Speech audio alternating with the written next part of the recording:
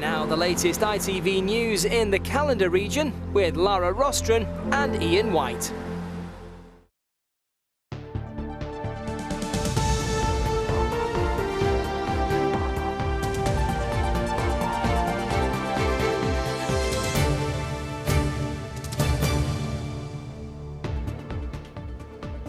Very good evening and welcome to ITV News Calendar. Yes, hello. Thank you very much for joining us. Coming up on tonight's packed programme. The Yorkshire family is fighting for access to a life-changing cystic fibrosis drug which could be pulled because it's too expensive. How can you look at your baby and know that there's a medication out there that is going to save their life, to be told it's too expensive for the NHS to buy? Also tonight, a teenage extremist is jailed for plotting a terror attack at a West Yorkshire mosque. We'll have the details. And also, on the eve of Remembrance weekend, Ben Parkinson on why we must never forget and why he believes the next generation never will. I'm very proud of them, so it does give me hope. It's important for everyone to remember. Scotsman, one of the most famous of all steam locomotives. Returning to the South Yorkshire roots, the world's most famous locomotive pays a flying visit to mark a very special milestone.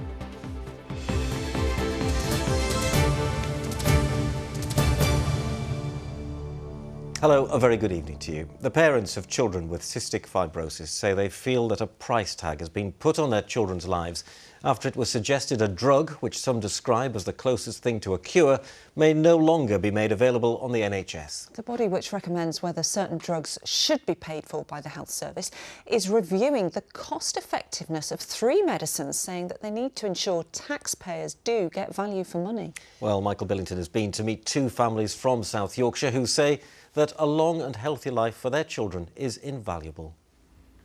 Look at me. Hello. On the face of it, Lennox Hallett from Rotherham is a happy, healthy baby. But cystic fibrosis could cut his life short. He may only survive into his 20s. That is, unless he gets the drug Kaftrio, a drug which it's feared the NHS could no longer afford. That was the only glimmer of hope that we had in a very dark stage of his life, thinking one day he will be put on these medications. I'd never expected to hear such tragic news that it could be taken away because of a price tag. It's just awful. Kaftrio is one of 3 drugs approved by the National Institute for Health and Care Excellence over the last 4 years. But now, while they say that the drugs are highly effective for people with CF, they're also too expensive to be available on the NHS. Without this medication, we know it means that their life's going to be really challenging and full of pain and fighting horrible infections. And it's just like, how can you look at your baby and know that there's a medication out there that is going to save their life, to be told it's too expensive for the NHS to buy? It's absolutely devastating. Cystic fibrosis. You have cystic fibrosis, yeah, that's why we're talking about it today. Mucus on Harper's lungs means she's more susceptible to picking up infections that could need hospital treatment. Kaftrio could prolong her life expectancy from 30 to in her 80s. If you're going to be born with cystic fibrosis, now is a very good time to be born with it because of the medicines that are being developed. So we're told there's no reason why she can't lead and live a normal, healthy life like anyone else. We've clung on to that hope in that Harper will be eligible when she's the right age to start Kaftrio. While a final decision on the drugs won't be made until next month, the Cystic Fibrosis Trust has said NICE, the NHS and manufacturers Vertex have to work urgently to find a solution to make treatments available. NICE themselves say existing patients will continue to have access to the treatments after NICE has issued its final recommendations, irrespective of the outcome. It's, you know, our children's lives that we are trying to be the voice for. And yeah, how do you put into words what it means to have your child here still in the 30s? Yeah, to tell you. Yeah. Harper's parents say for them, there really is only one right answer. I think you just have to look at them, the kids, really. Put yourself in their shoes. Please give our children the future that they deserve. Because they deserve to have a full life. Without getting emotional about it. No child deserves a price tag. It's heartbreaking, isn't it? Well, let's hope that that final decision on those life-saving drugs will be in Harper's favour when it's made next month. Now, next tonight, a teenage boy from West Yorkshire has been jailed for 10 years after he was found guilty of plotting a right-wing terror attack on a mosque while disguised as a police officer. Joe Metcalfe, who's from Haworth, was 15 at the time he was arrested. But due to the seriousness of the offences, a judge at Leeds Crown Court lifted restrictions that until now had prevented his name being reported. Police said he idolised convicted extremists and made a detailed plan to murder Muslims before his arrest. He was also sentenced for sexual offences, including multiple counts of rape. Well, Jonathan Brown was in court for us today and joins us live from our newsroom now. Jonathan, he was only 15, but how serious was the threat that he posed? Well, Lara, incredibly serious is the answer to that question. This is a teenage boy that prosecutors said today has beliefs and a willingness to act on them that means he poses a threat to our society. Joe Metcalfe was just 15 years old when he was first brought to the attention of the Prevent anti-terror programme in school 2 years ago.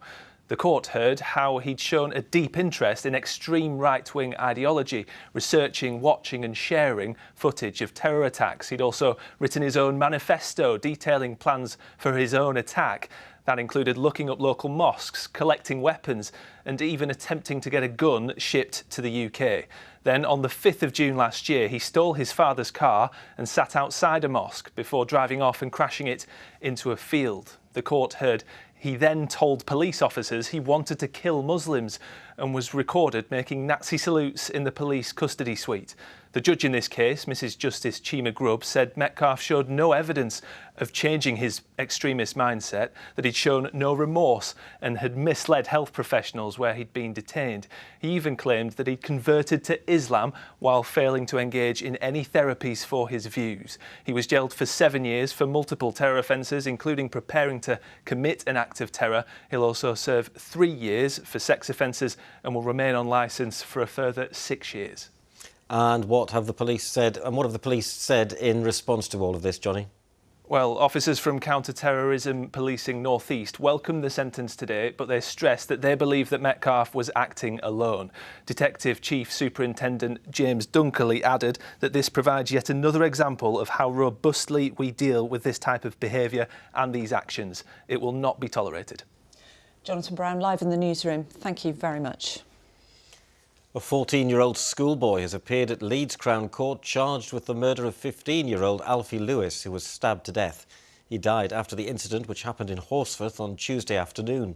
His alleged killer, who can't be named because of his age, spoke only to confirm his name. He's also been charged with possession of a knife. The teenager was remanded to a youth detention facility until December the 8th, when he'll next appear in court. 6 members of an organised crime gang, including 4 from West Yorkshire, have been jailed for more than 50 years for their part in a drugs conspiracy worth over £1.5 billion. The court heard how the group worked to smuggle Class A drugs in boxes of frozen chicken before they were repackaged and sold on to dealers. Stephen Rayner from Leeds played a leading role in the operation and was handed a 20-year jail term. The convictions follow a lengthy investigation by the Yorkshire and Humber Regional Organised Crime Unit. Now, you often see an army of volunteers fundraising for the annual Poppy Appeal on our high streets in the weeks leading up to Remembrance Sunday, and this year, of course, has been no different. But the Royal British Legion is holding an appeal of its own after suffering a drop in volunteer numbers, of course, over the pandemic. Well, the country's biggest armed forces charity is now calling on more of us to join the fight to fundraise for our forces, as Raheem Rashid reports. Thank you very much. You can pay as little as a penny or a pound for a poppy, and now you can donate through contactless. But it's the volunteers holding up those donation boxes who are being sought after. We've had a massive recruitment drive this year because obviously we are without those volunteers we cannot run a Poppy Appeal. Volunteers are the lifeblood of the Poppy Appeal. Without our volunteers we could not reach as many people as we can. Donations collected by volunteers support serving personnel, veterans or their families. Like Harry Birdsall, a 97-year-old World War II veteran from Wakefield, who was supported by the charity with a life-changing stair lift after he'd slept in his living room for 4 years. I take my hat off to British Legion, what they've done for me. They've made my life a lot better. Since I've had this new staircase, it's made my life a lot better. Because I can go upstairs, come downstairs, no problem. I can have a shower, no problem. With 50,000 volunteers already on the books, the Royal British Legion is hoping that its new environmentally friendly plastic-free poppies will appeal to the next generation of fundraisers like Jessica Breckhill. It's an amazing thing. I think it shows respect for those that we've lost previous, and the charity does amazing things for currently serving and veterans. It makes you feel proud. It's a real sense of community and how the country comes together and supports each other. It's hoped with more volunteers working at stalls like this, more poppies like this or this can be sold, which will eventually go towards supporting veterans. Like Army veteran Jane Wilkes, who was helped by the charity after receiving a devastating breast cancer diagnosis around the time she was serving in Afghanistan. I found myself from a zone of conflict onto a chemo ward. You know, I was an Army officer, and a lot of the time officers don't come forward and say, I need help, because you serve to lead, you don't put yourself necessarily first. But as a human being, I broke, and it's okay to do that because you can recover with the right support network around you. By volunteering, someone is happily willing to give their time and their efforts and their devotion to a very worthy cause. So I would commend anybody to volunteer.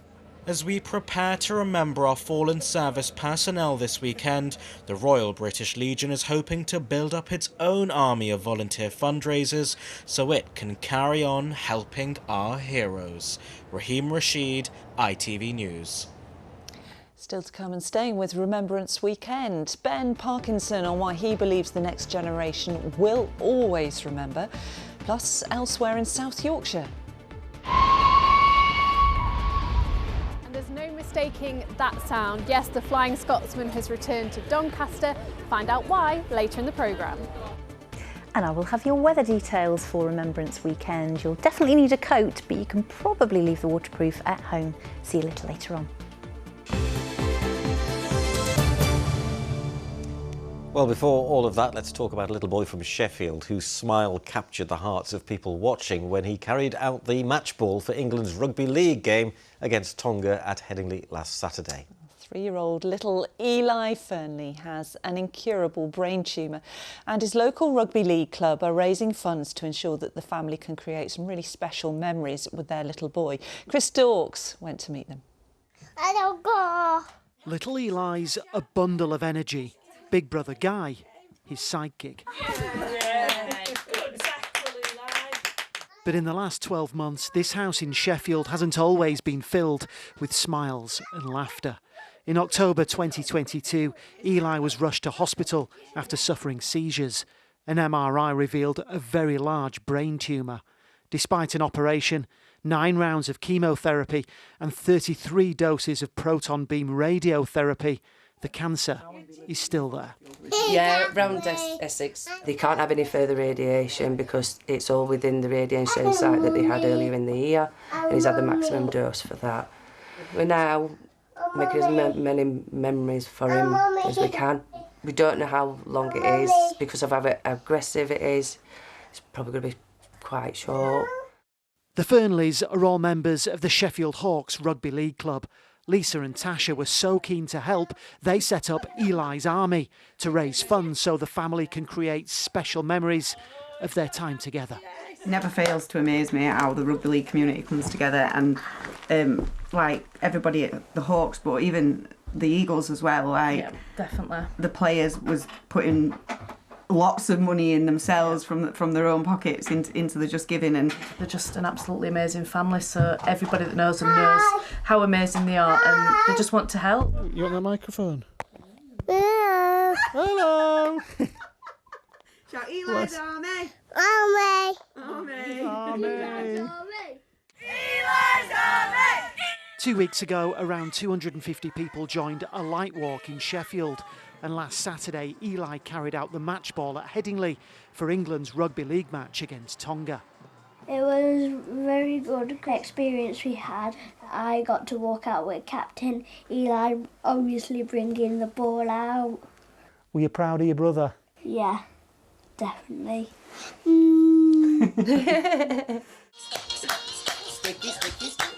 Tomorrow, a rugby fun day is being held at Dodworth Miners Welfare in Barnsley.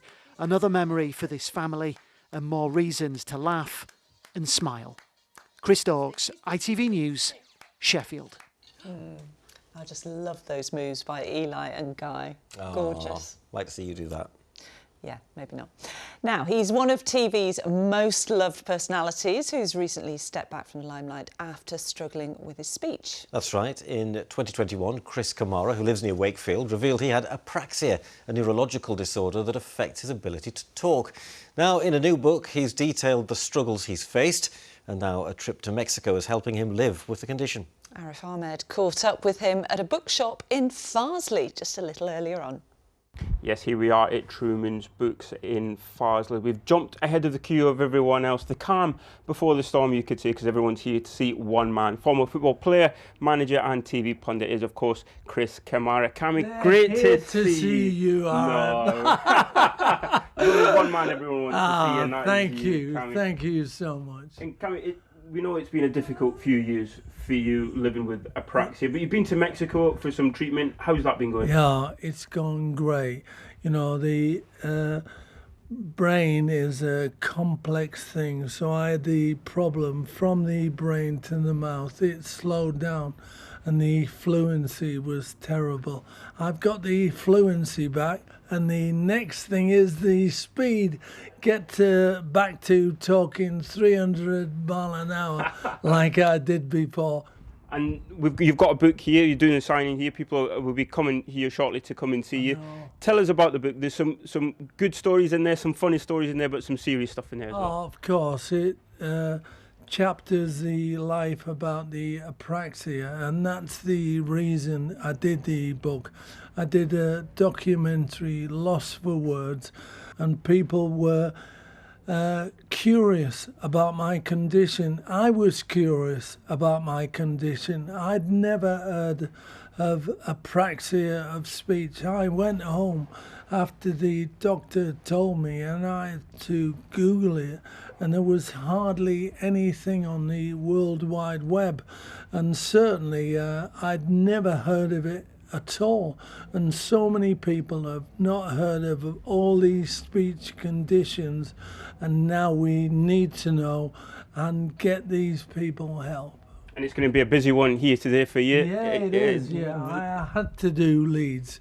You know, I've done Middlesbrough, I'm doing Wakefield, all round about my area, and it's important that I do Leeds, otherwise they'll never forgive me. I'm sure we'll always be able to forgive you. Cammy, well, best you let you get on. There's quite a few people waiting, so we've held you long enough. Thanks for your time, Cammy, and it's clear that everyone in our region still has that love and affection for Cammy.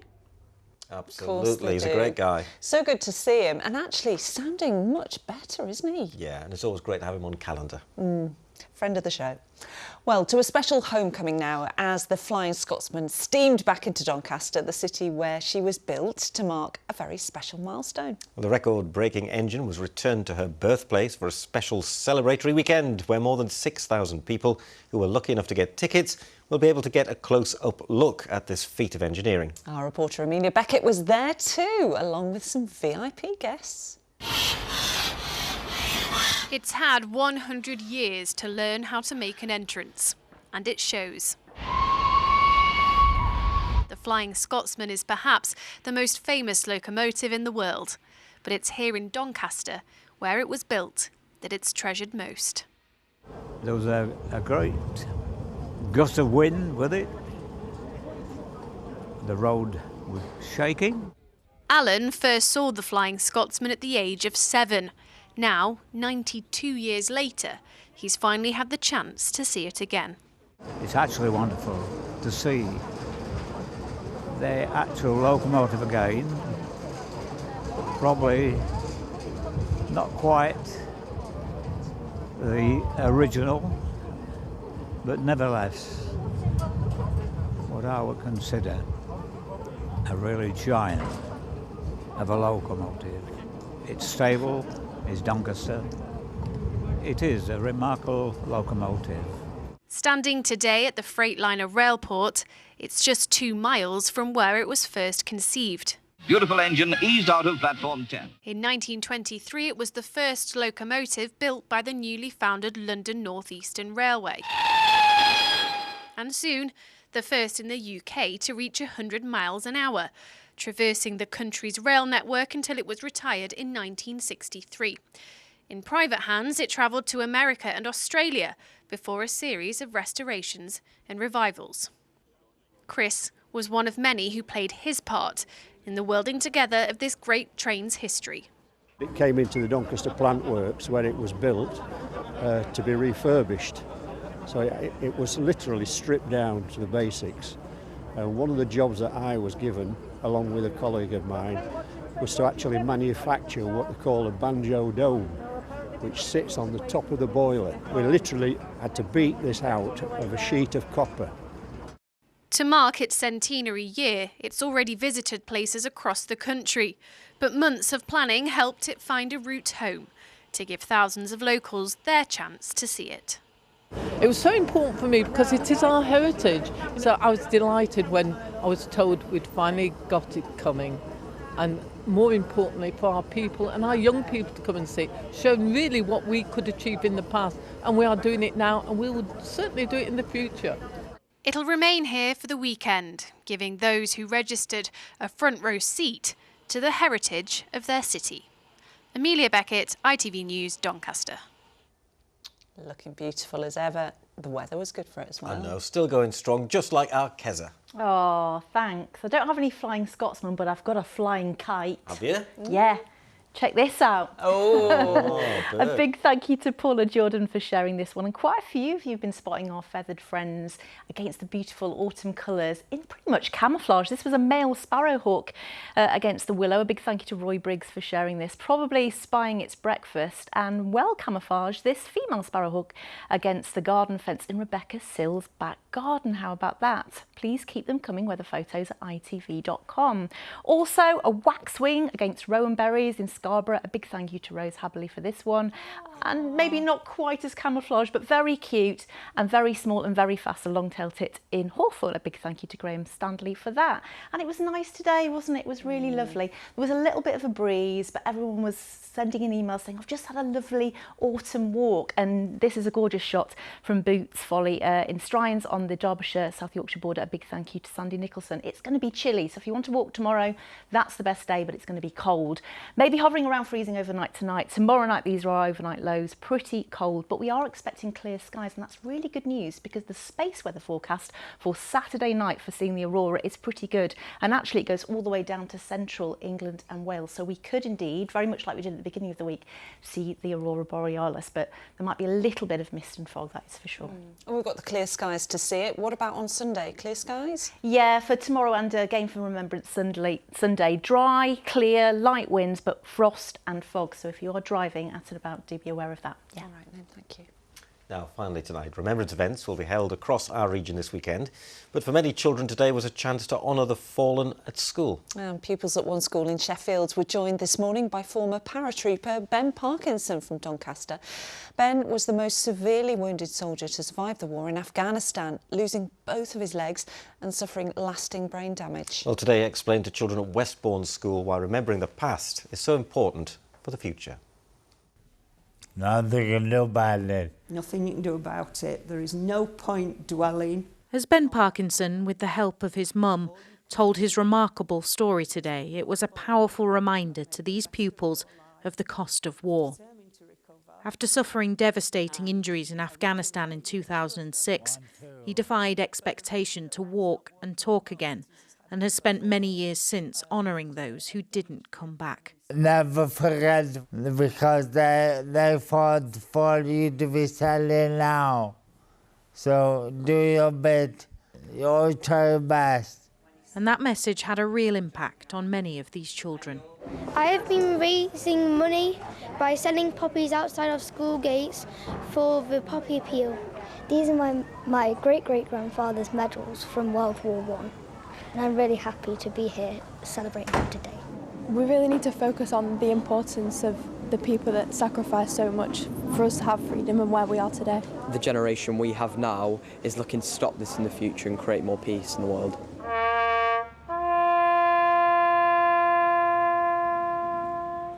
A remembrance service was held after the assembly, where some of the children laid poppies they'd made in Forest School.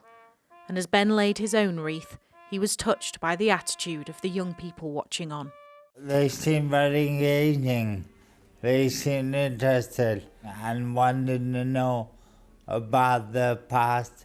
I'm very proud of them, so it does give me hope. We want them to understand that actually making good choices and using the opportunities they've got in front of them is possibly one of the greatest ways to honour those who've given so much for us. Children in Barnsley have also been learning about the importance of remembrance today. A war memorial, which was vandalised last year, has been repaired and reinstalled with their help. Pupils at Summer Lane Primary School designed special gold coins for the artwork. Children were asked to design something that was special to them, so they were put into context of the soldiers who went there, and they were asked, if you were one of those soldiers, what memories, what things would you prefer to take with you? So I wanted to take this teddy because when I was at Alton Towers, I won this teddy for my little sister, and it means a lot to me. And I did a house because it's really important to me because it's got all my family in it.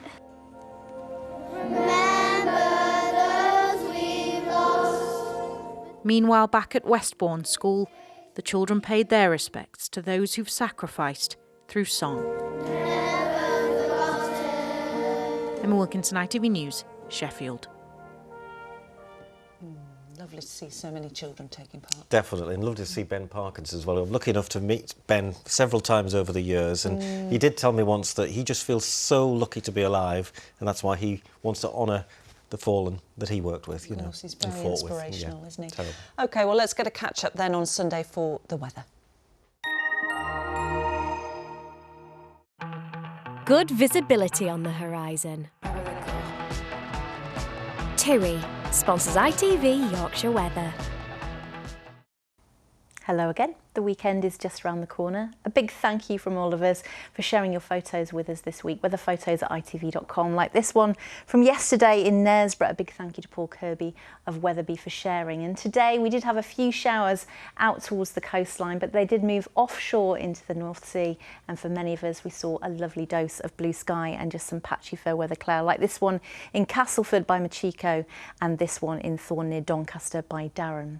Now, as we head into this evening and overnight tonight, there is a small chance of catching a shower, but for most of us it's dry, clear and cold for the bulk of the night, and into the early hours perhaps just a little bit more in the way of patchy cloud. There will be one or two mist and fog patches most likely over the Dales, and the temperatures to northern parts certainly taking a tumble, even in towns and cities, a chilly 3 or 4 Celsius. So as we head into the weekend, there is sometimes 7:25 and 4:15. A mostly dry day tomorrow. Morning mist and fog lifting, a chilly start, lovely into the afternoon, light and variable winds. So the temperatures, although chilly, won't feel too bad in the sunshine. 7 to 9 Celsius for most of us. Again, a very small chance of a shower directly out towards the coast. Clear skies for tomorrow night, but perhaps some mist and fog developing quite dense in places. Either frost or fog to start Sunday, but mostly dry. Then this area of rain waiting in the southwest for later. It's likely to push its way through, and then it leaves a pretty unsettled couple of days as we head into Monday and Tuesday. So showers or longer spells of rain. It will be less cold as well by day and by night. TUI sponsors ITV Yorkshire Weather. And that is your weekend forecast. Thank you very much. Thank you very much. Yeah, that's just about all from calendar for tonight. Kamal's up next with the ITV Evening News, and Michael's back here with our late bulletin at 11:15. But we're going to leave you tonight with some of the scenes from around our region today on the eve of Remembrance Weekend. Tomorrow, cities, towns and villages will stop and fall silent on Armistice Day as the nation marks the moment with a 2-minute silence at the 11th hour of the 11th day of the 11th month. And Remembrance Sunday will see services held right around our region. From all of us here, thanks for watching and have a very good weekend. Good night. Bye-bye.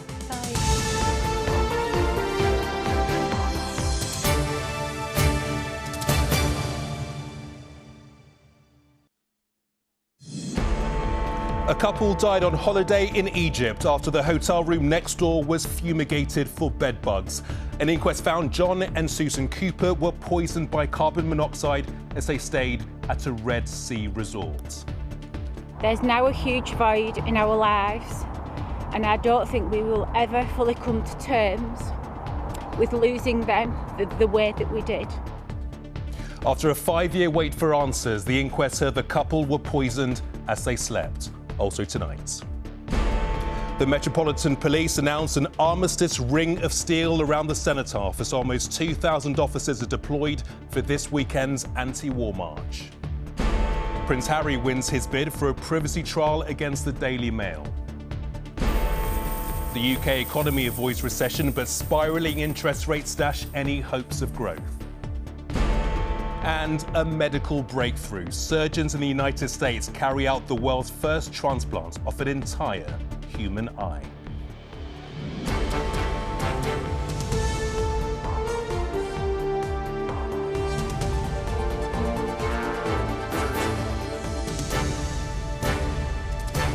This is the ITV Evening News with Gamal Thambale.